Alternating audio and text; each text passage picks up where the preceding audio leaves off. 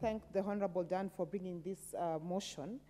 And I just want to give a different angle of what we need to look at in this particular motion. Because, Honorable Speaker, anything in this world that has an illicit tag to it becomes automatically sweet for people to want to go for it. Be it prostitution, be it alcohol, be it betting, anything that has that tag.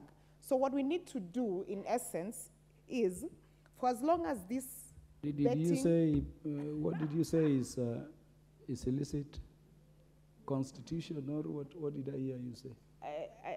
There's a P in front. I said prostitution. Oh, prostitution. Speaker. Yes. Okay. So what I want the approach I want us to take is that in formulating these regulations, we have to have a give and take approach in it. And the reason why I say that, and just to add to what my sister has said, is that some of these betting companies have really supported our sports. Yeah? Just the other day, Harambee Starlets were in training for a whole month, and they could not even go and attend a friendly against Albania because they did not have sufficient funds.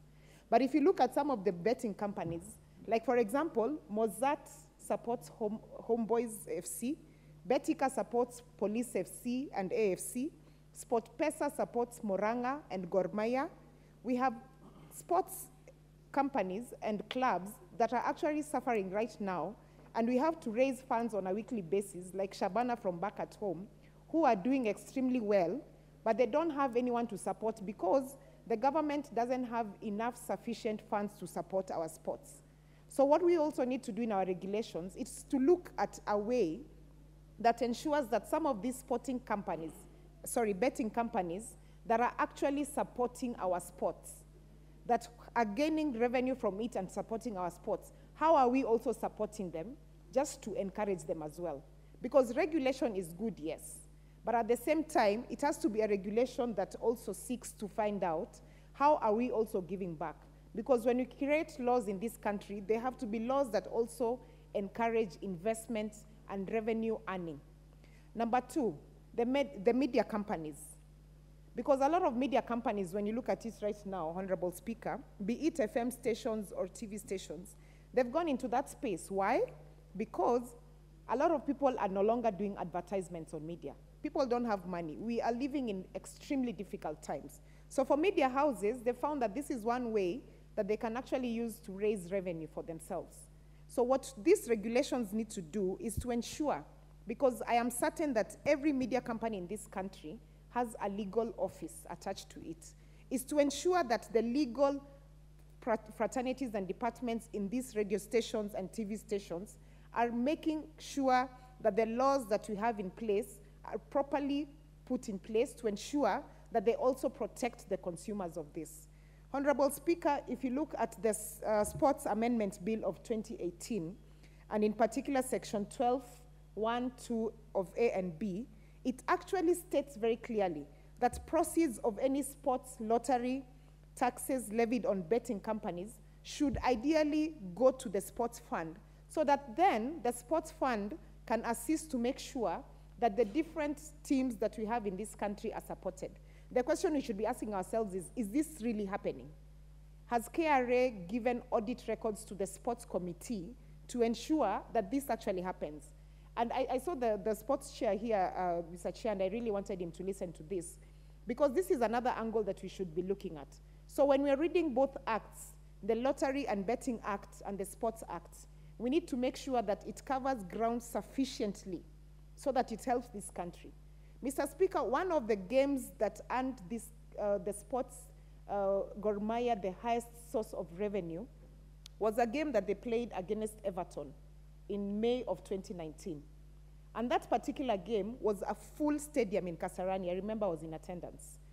That particular game, through SportPesa, who did extreme marketing online, on social media, on radio, on TV, was full capacity. And full capacity because it ensured that people paid for the game, people put a bet to either support Everton or Gor Mahia, and because of that, the team was able to actually pay allowances for its players and coaches, and they were able to actually serve the sports fraternity. So So what I want us to do is, let's not only look at the bad side of gambling, because for as much as we can sit here all day and say that we want people to stop gambling, we want people to stop putting money in gambling, there's nothing we can do about it. People will still go out there and gamble. People will still go out there and put money into these betting companies. What we need to do is make sure, are we milking enough from these different companies to ensure that the government also has an extra source of revenue to support some of these facilities that they cannot support. Right now in this country, Honorable Speaker, we don't even have medical insurance for our sporting men and women. We have sporting men and women out there who have retired prematurely because they're not able to get proper medical facility. So let's not come out and injure the people who are at least trying their best to assist in whichever way that they can to make sure that this continues, even as we go out to seek solutions. So, Honorable Speaker, I just want to encourage my colleague Dan, Honorable Dan from Nyeri, and tell him that as we are looking at the regulations that we want to take care of, let's make sure that we are also protecting our people from the same. And personally, because one of the reasons I said when I came into this parliament was that I will always look out for sports fans and sports players, because sports bring people together. So Honorable Dan, together with the committee that is going to work on this, let's look at other ways. Let's even go into public participation and see how Wananchi can also give us ideas on how we can enhance this and make it better for our people. I thank you.